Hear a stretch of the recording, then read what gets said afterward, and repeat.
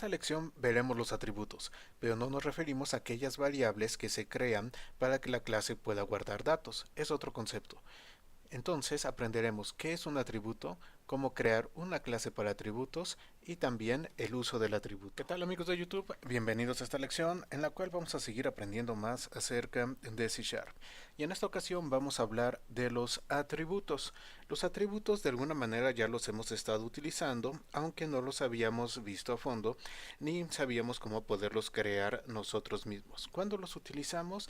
Bueno, pues cuando vimos todo aquello de la serialización en el curso de nivel intermedio, ahí estuvimos haciendo uso de un atributo y lo vimos como si fuera algo que nos va a permitir decorar a la clase, es decir, le iba a adicionar alguna funcionalidad a la clase que nosotros teníamos.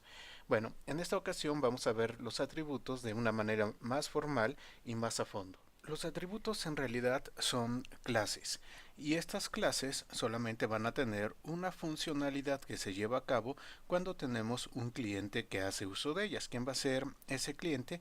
Pues la clase a la cual nosotros le estamos colocando el atributo. Pero no se espanten por oír el nombre de atributo y tampoco lo confundan con lo que hemos llamado normalmente atributo, que simplemente es la declaración de una variable para un dato que va a tener la clase. Estamos tocando otro tema, pero bueno, tiene exactamente el mismo nombre. Entonces estos atributos van a ser clases. Clases que van a tener algunas funcionalidades que nosotros necesitemos o que nosotros queramos y que otra clase va a poder aprovecharlas o va a poder hacer uso de ellas. Ahora bien, cuando nosotros vamos a hacer un atributo, este atributo va a poder adicionar información al metadata del assembly. Es decir, que nosotros podemos aprovechar el atributo para colocar información extra que necesitemos en un momento dado en el metadata del assembly. Los atributos pueden ser utilizados con clases, con interfaces, con estructuras, con propiedades, con métodos, es decir, no estamos nosotros casados con el uso de los atributos únicamente a la parte de las clases. Como ya había mencionado, el atributo es en realidad una clase, pero van a ser clases que descienden de system.attribute. Entonces nosotros tenemos que hacer una herencia de system.attribute para poder crear una clase que sea utilizada como atributo.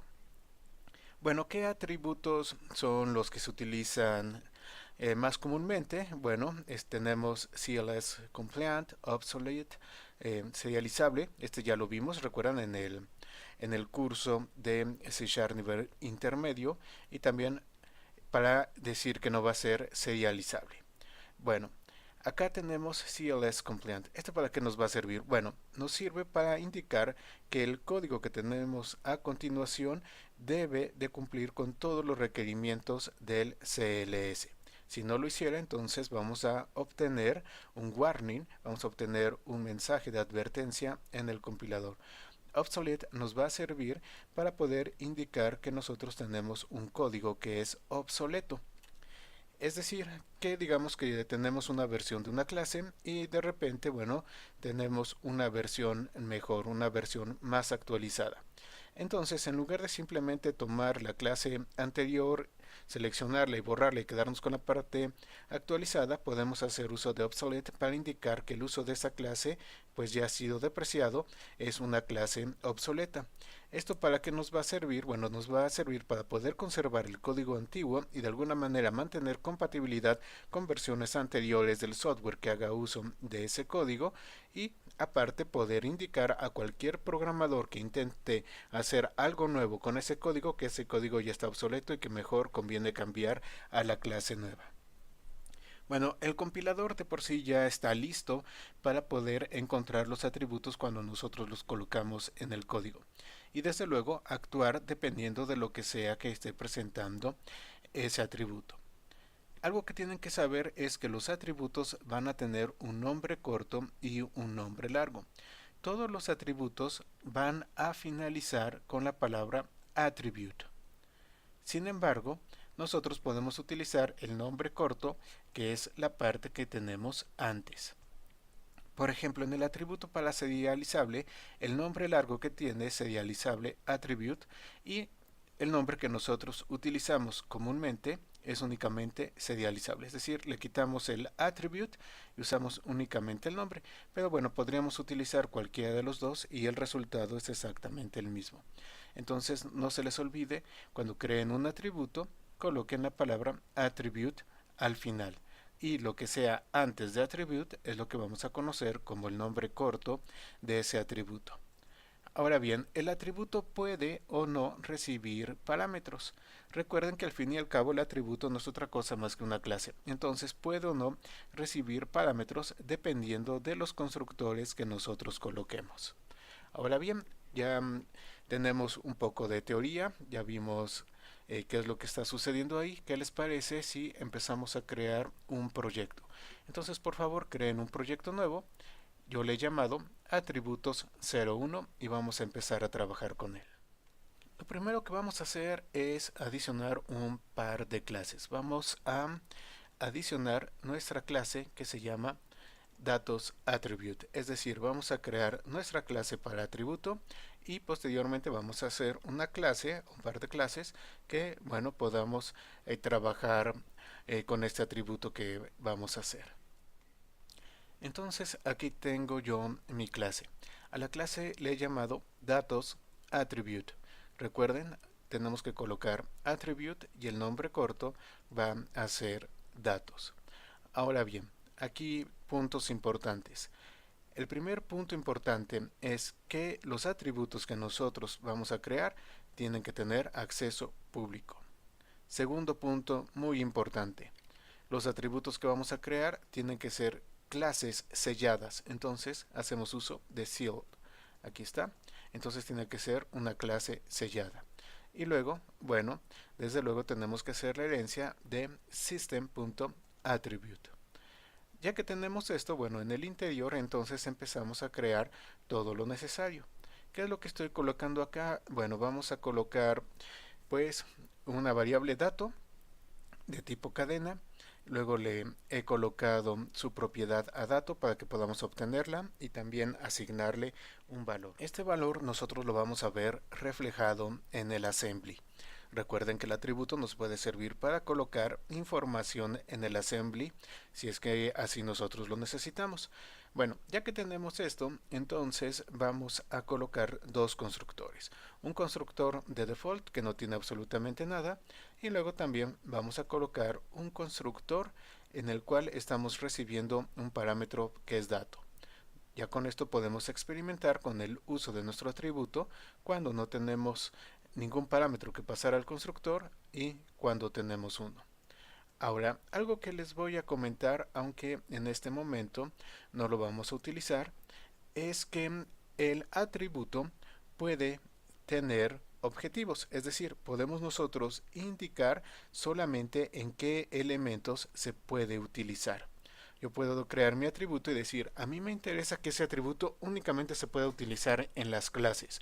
O me interesa que ese atributo únicamente se pueda utilizar, no sé, en las interfaces. Bueno, ¿cómo vamos a hacer eso? Para eso nosotros tenemos una enumeración que nos provee el framework de .NET que es Attribute Targets. Y aquí viene el listado de todos los elementos a los cuales nosotros podemos colocarle el atributo. Tenemos todos, assembly, clase, constructor, delegado, numeración, evento, bueno, todos ellos. Ahora, ¿cómo hacemos uso de esto? Cuando estemos llevando a cabo la colocación del atributo, también podemos colocar una línea similar a la que yo tengo acá, en la cual decimos attribute usage, es decir, para indicar cuál es el tipo al cual se va a colocar ese atributo, y entre paréntesis indicamos los elementos de attribute target que nos interesa que se utilicen. Por ejemplo, en este attribute usage estamos diciendo que el atributo solamente va a poder ser utilizado en clases y en estructuras. Entonces tenemos attribute targets class y attribute targets struct. De esta manera, si intentamos colocar este atributo en un método, no lo va a permitir. Bueno, tenemos esto y esto entonces lo colocaríamos a este nivel antes de definir nuestra clase y ya estamos indicando ese atributo que estamos teniendo, de qué manera va a ser utilizado y por quién puede ser utilizado. Recuerden, aquí tenemos un pipe que significa OR, entonces podemos ir listando cada uno de los elementos a los cuales nos interesa que se coloque ese atributo, simplemente separándolos por este pipe. Muy bien, entonces ya tenemos nuestra clase de atributo. Vamos a crear otra clase. Por favor, creen clase prueba. En la clase prueba vamos a tener algo muy sencillo, simplemente tenemos una clase que es la clase prueba, tiene un constructor que nos manda un mensaje cuando el objeto es construido. Y luego vamos a crear otra clase que es la clase prueba 2. Recuerden que podemos nosotros definir más de una clase en el mismo documento, entonces no hay ningún problema, siempre y cuando la definición de la siguiente clase sea por afuera de la definición de la primera. Muy bien, entonces ya tenemos aquí a nuestra clase que es la clase prueba 2. A la clase prueba, bueno, esto ignórenlo en este momento, lo vamos a experimentar un poquito más adelante. A la clase prueba 2 le vamos a colocar el atributo que hemos creado. ¿Cómo se llama nuestro atributo? Se llama datos. Y le vamos a poner aquí un pequeño texto que es clase por Nicosio. Eso que sucede, bueno, pues sucede que estamos utilizando este constructor y clase por Nicosio quedaría guardado adentro de dato.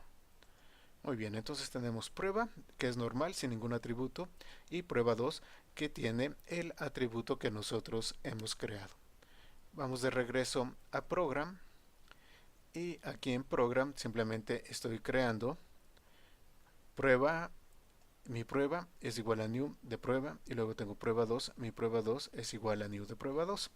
Entonces vamos a ejecutar.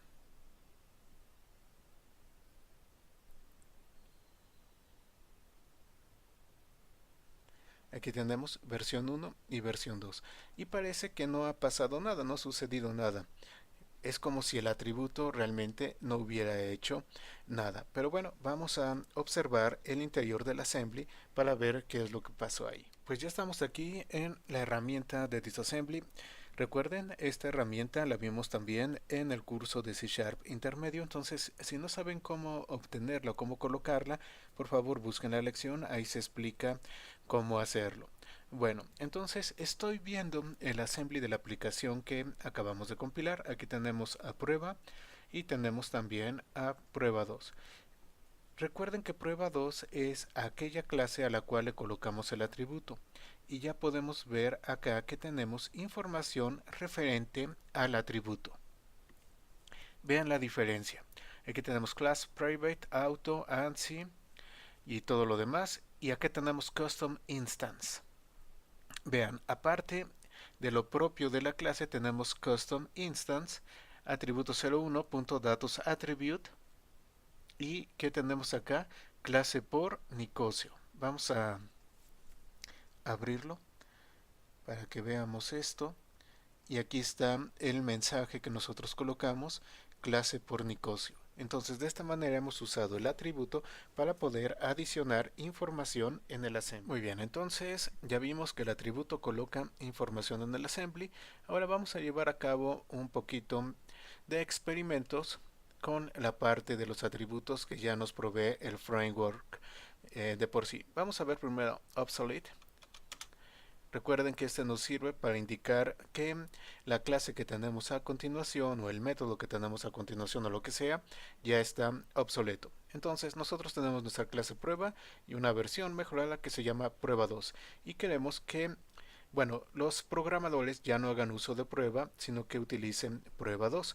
Para eso entonces colocamos el atributo de obsolete sobre prueba. Aunque para mantener compatibilidad seguimos manteniendo el código de prueba, aunque el recomendado es el de prueba 2.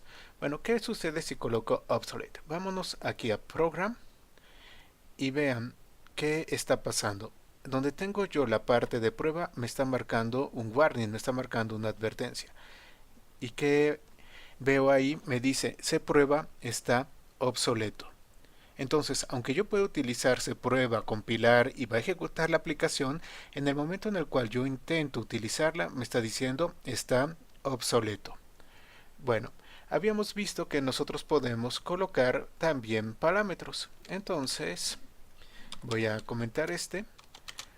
y colocamos aquí obsolete, pero mandamos un mensaje que dice usa la nueva versión C prueba 2. Ok, vámonos de regreso a program, seguimos teniendo aquí la advertencia y nos pone C prueba está obsoleto, usa la nueva versión C prueba 2. Y de esta manera nosotros podemos indicarle a aquel programador que haga uso de nuestro assembly o de nuestra biblioteca, lo que sea que tengamos, que bueno, este código ya está pues fuera, ya está obsoleto, ya está depreciado, entonces que lo mejor es utilizar esta nueva versión de la clase. De esta forma nosotros podemos hacer uso de obsolete. Ahora bien, si lo que deseamos es colocar un atributo, pero a nivel de todos los elementos que nosotros tengamos en nuestra aplicación, lo colocamos en este punto. Por ejemplo, aquí yo estoy indicando assembly cls compliant true. Eso quiere decir que todo el código que yo tenga en esta aplicación tiene que ser totalmente compatible con lo que nos marca el CLS. Entonces, si colocamos nosotros el atributo a este nivel antes del namespace y después de los using, entonces ese atributo se va a colocar a todos los elementos. Desde luego, todos los elementos que bueno, no formen parte o sean compatibles con ese atributo, porque recuerden que nosotros podemos elegir qué elementos sí pueden trabajar con el atributo y qué elementos no. Entonces, bueno, con esto ya hemos visto las bases del manejo y la creación de los atributos. Si tienen alguna duda, por favor, déjenla en la sección de comentarios y nos vemos en la próxima lección.